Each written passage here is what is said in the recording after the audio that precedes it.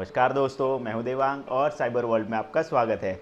आज के वीडियो में हम बात करने वाले हैं OAPS टॉप 10 2021 के बारे में। जी हां, OAPS ने हाल ही में OAPS टॉप 10 2021 की लिस्ट निकाल दी है।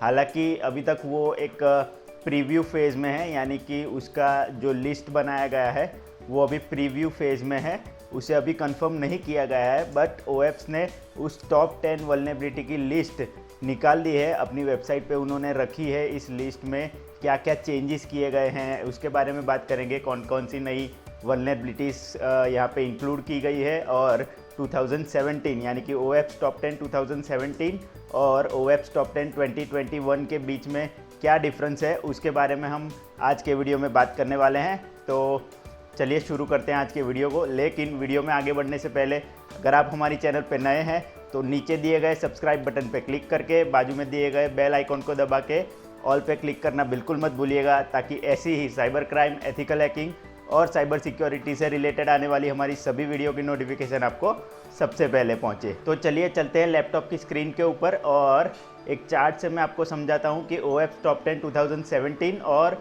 OAPS टॉप 10 2021 के बीच में क्या डिफरेंस है, कौन कौन सी नई वल्नरेबिलिटीज़ इंक्लूड हुई है और कौन सी वल्नरेबिलिटीज़ की पोजीशन चेंज हुई है। तो चलिए चलते हैं लैपटॉप की स्क्रीन के ऊपर। ये दोस्तों आ चुके हैं हम अपने लैपटॉप की स्क्रीन के ऊपर और अब हम देखते हैं कि OAPS टॉप 10 2021 जो नया आया है, जो कि अभी ड्राफ्ट वर्जन में है, ड्राफ्ट ही हुआ है, इसे अभी फाइनल नहीं किया गया है, उसमें कौन कौन सी वल्नरेबिलिटी किस किस पोजीशन पे है और 2017 में क्या पोजीशन पे थी, क्या चेंजेस है 2017 OAPS टॉप 10 और OAPS टॉप 10 2021 के अंदर। तो हम चलते हैं OAPS की वेबसाइट के ऊपर। ये मैं OAPS की वेबसाइट के ऊपर आ गया हूँ, oaps.org, और यहाँ पे देखिए ये पूरा क्लियर लिखा हुआ है यहाँ पे कि OAPS top 10 2021 draft for peer review के लिए ये ड्राफ्ट रेडी हो चुका है। अभी रिव्यू में जाएगा, उसके बाद कंफर्मेशन आएगा कि ये फाइनल लिस्ट है या नहीं है। तो चलिए देखते हैं। There are 3 new categories, 4 categories with naming and scoping changes and some consolidation in the top 10 for 2021, यानी कि 3 न्यू कैटेगरीज ऐड की गई हैं OAPS टॉप 10 2021 के अंदर। 4 कैटेगरी जो है उसके नाम और स्कोप को चेंज किया गया है और कुछ को कंसोलिडेट किया गया है OAPS टॉप 10 2021 के अंदर। तो चलिए देखते हैं, नीचे चार्ट दिया गया है, चार्ट में देखते हैं कि क्या क्या चेंजेस किए गए हैं। तो आपको दिख रहा होगा, नहीं दिख रहा तो शायद मैं पहले इसे जूम कर लेता हूँ थोड़ा सा, सॉरी, इसको बंद कर देते हैं, एक और जूम, ठीक है।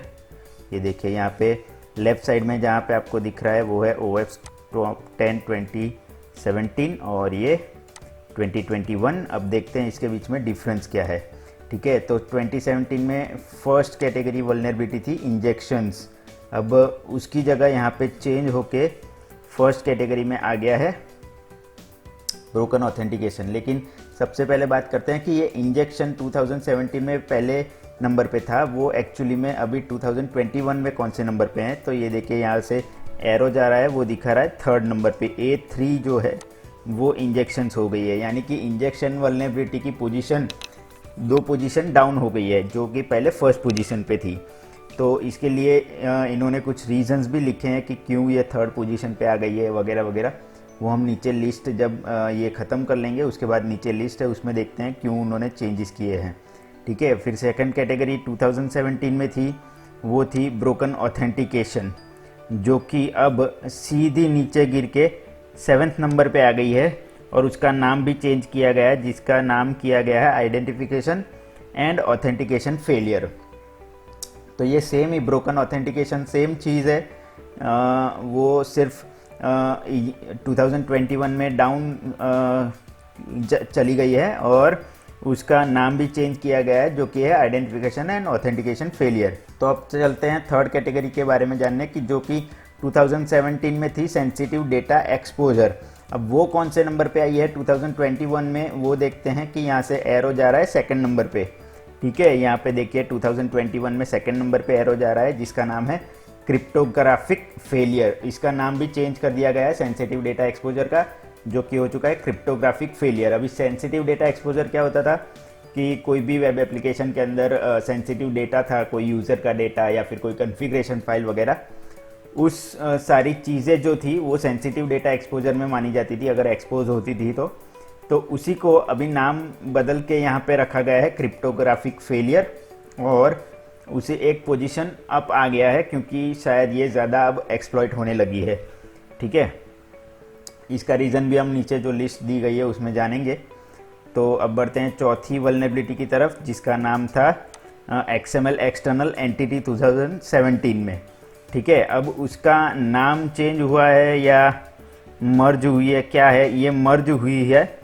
ये जो फोर्थ वल्नरेबिलिटी थी XML एक्सटर्नल एंटिटी, वो मर्ज हुई है किसके साथ, सिक्योरिटी मिसकॉन्फ़िगरेशन के साथ, और OWASP टॉप 10 2021 में ये आ गई है 5वें नंबर पे, जो कि है सिक्योरिटी मिसकॉन्फ़िगरेशन ही है। ठीक है, ये सिर्फ XXE जो है वो सिक्योरिटी मिसकॉन्फ़िगरेशन के साथ मर्ज की गई है 2021 के अंदर, और सिक्योरिटी मिसकॉन्फ़िगरेशन के अंदर ही अब XXE को गिना जाता है। अब आते हैं 2017 की 5th कैटेगरी थी कि ब्रोकन एक्सेस कंट्रोल। अब ब्रोकन एक्सेस कंट्रोल, अब वो क्या था कि जो भी एक्सेस कंट्रोल, एक्सेस मैकेनिज्म्स थे जो भी वेब एप्लीकेशन के ऊपर, वो सारे अब ज़्यादा ब्रेक होने लगे हैं। उसकी वजह से ये ब्रोकन एक्सेस कंट्रोल एक्चुअली में आ गई है 2021 में फर्स्ट नंबर के ऊपर। ये देखिए, फर्स्ट नंबर 2021 में है ब्रोकन एक्सेस कंट्रोल। इसका रीज़न भी क्या है वो OWASP ने दिया है, हम नीचे जाके पढ़ेंगे कि क्या रीज़न है। ठीक है, अब नेक्स्ट है 2017 सिक्योरिटी मिसकॉन्फ़िगरेशन। 2017 में 6th नंबर पे थी सिक्योरिटी मिसकॉन्फ़िगरेशन, उसे अब 5th नंबर पे ला दिया गया है 2021 के अंदर, सिक्योरिटी मिसकॉन्फ़िगरेशन। और उसके साथ एक और वल्नरेबिलिटी यहाँ पे मर्ज की गई है सिक्योरिटी मिसकॉन्फ़िगरेशन के साथ, जिसका नाम है XML एक्सटर्नल एंटिटी XXE। ठीक है, अब बढ़ते हैं आगे। 7th नंबर पे थी 2017 के अंदर, वो थी cross site scripting. Cross site scripting को भी एक मर्ज कर दिया गया है एक और वल्नरेबिलिटी के साथ, जिसका नाम है इंजेक्शंस। इंजेक्शंस के अंदर ही क्रॉस साइट स्क्रिप्टिंग को मर्ज कर दिया गया है, और जैसे कि बोल सकते हैं कि इंजेक्शन और क्रॉस साइट स्क्रिप्टिंग दोनों को मर्ज करके 2021 में ये एक ही वल्नरेबिलिटी बना दिया गया है, जिसका नाम है इंजेक्शंस, और वो 3rd कैटेगरी में आती है यहाँ पे 21 के अंदर। अब बात करते हैं 2017 में जो 8th कैटेगरी थी, जो कि थी इनसिक्योर डीसीरियलाइजेशन, उसको यहाँ से हटा दिया गया है और उसके जगह पे एक नई वल्नरेबिलिटी आ गई है, जिसका नाम है software and data integrity failures. अब बात करते हैं 2017 की 9th कैटेगरी, जो थी using components with known vulnerabilities. ठीक है, उसका यहाँ पे अपग्रेडेशन हुआ है, यानी कि वो एक अपर पोजीशन पे चली गई है, जिसका पोजीशन अब 2021 के अंदर हो गया है 6th पोजीशन, और उसका नाम रखा गया है वल्नरेबल एंड आउटडेटेड कंपोनेंट्स। नाम थोड़ा सा चेंज किया गया है, using components with known vulnerabilities वो चेंज करके उसका वल्नरेबल एंड आउटडेटेड कंपोनेंट्स नाम रख दिया गया है, और उसकी पोजीशन भी अप हो गई है, जो कि अब 2021 में 6th पोजीशन पे है। ठीक है, अब बात करते हैं OWASP टॉप 10 2017 की लास्ट कैटेगरी थी, जो थी इनसफिशिएंट लॉगिंग एंड मॉनिटरिंग। तो इनसफिशिएंट लॉगिंग एंड मॉनिटरिंग को भी यहाँ पे एक पोजीशन अप रखा गया है, 9th पोजीशन पे रखा गया है 2021 के अंदर, और इसका नाम भी चेंज किया गया है, जिसका नाम रखा गया है security logging and monitoring failures. तो ये सारे चेंजेस किए गए हैं, यहाँ पे आपको एरो से दिखाया गया है कि क्या क्या चेंजेस किए गए हैं यहाँ पे, और कौन कौन सी 3 नई वल्नरेबिलिटीज यहाँ पे ऐड की गई है उसकी बात करें 2021 के अंदर। तो फर्स्ट जो ऐड की गई है वो इनसिक्योर डिज़ाइन, यानी कि वेब एप्लीकेशन की डिज़ाइन लेआउट के अंदर कोई इनसिक्योर कंपोनेंट्स या फिर इनसिक्योरिटीज जहाँ पे छुपी हो, उसका नाम दिया गया है और उसे इनसिक्योर डिज़ाइन बोला गया है, जो कि है 4th कैटेगरी न्यू ऐड की गई है। यहाँ पे 8th नंबर की कैटेगरी है, वो भी यहाँ पे न्यू ऐड की गई है, जो कि है software and data integrity failure. और अब लास्ट कैटेगरी 2021 की जो न्यू ऐड की गई है वो है server side request forgery, SSRF vulnerability. इसके बारे में भी हम थोड़े आने वाले वीडियो में बात करेंगे कि SSRF क्या होती है, कैसे एक्सप्लॉइट होती है और उसे कैसे मिटिगेट कर सकते हैं। तो ये सारे चेंजेस है OWASP टॉप 10 2021 के अंदर। ये पूरा OS Top 10 2021 की लिस्ट का ड्राफ्ट है। ये वल्नरेबिलिटीज़ हो सकती हैं आने वाले कुछ दिनों में जब OS इसको कंफर्म कर लेगा। देखते हैं अब ये ड्राफ्ट कब फाइनल होता है और कब हमारे पास इसकी फाइनल लिस्ट आती है। उसके बाद हम एक डिटेल में बात करेंगे कि ये कौन कौन सी कैटेगरी की वल्नरेबिलिटीज़ है, क्या क्या वल्नरेबिलिटीज़ हर एक कैटेगरी में इंक्लूड होती है, उसके बारे में भी बात करेंगे और डिटेल में सारी कैटेगरी को भी समझेंगे। तो आई होप कि दोस्तों आपको इस वीडियो में सब कुछ OS Top 10 2021 के बारे में सब कुछ समझ में आया होगा। तो दोस्तों ये थी OS Top 10 2021 की पूरी 10 वल्नरेबिलिटीज़ की लिस्ट। हालांकि अभी तक ये सिर्फ ड्राफ्ट है इन वल्नरेबिलिटीज़ की लिस्ट का। ये अभी कंफर्म नहीं हुई है कि यही 10 वल्नरेबिलिटीज़ की लिस्ट होने वाली है OS Top 10 2021 के लिए, बट फिर भी ये एक ड्राफ्ट भी काफ़ी हमें समझने के लिए कि कौन कौन सी वल्नरेबिलिटी हाल में ट्रेंड में चल रही है। ठीक है, तो आई होप कि आपको इस वीडियो में सब कुछ समझ में आ गया होगा। OS Top 10 2017 और 2021 के बीच में क्या क्या डिफरेंस है वो समझ में आ गया होगा।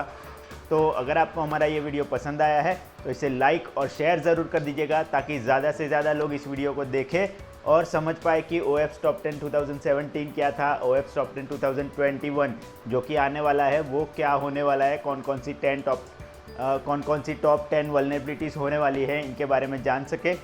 और अगर आपको इस वीडियो से रिलेटेड कोई सवाल या फिर कमेंट है तो आप हमें नीचे कमेंट सेक्शन में कमेंट करके ज़रूर बता सकते हैं। तो दोस्तों इसी के साथ मिलता हूं मैं आपसे अगले वीडियो में ऐसे ही नए किसी साइबर क्राइम, एथिकल हैकिंग या फिर साइबर सिक्योरिटी से रिलेटेड कोई एक नए टॉपिक के साथ। तब तक के लिए good bye, take care and as always be aware, connect with care.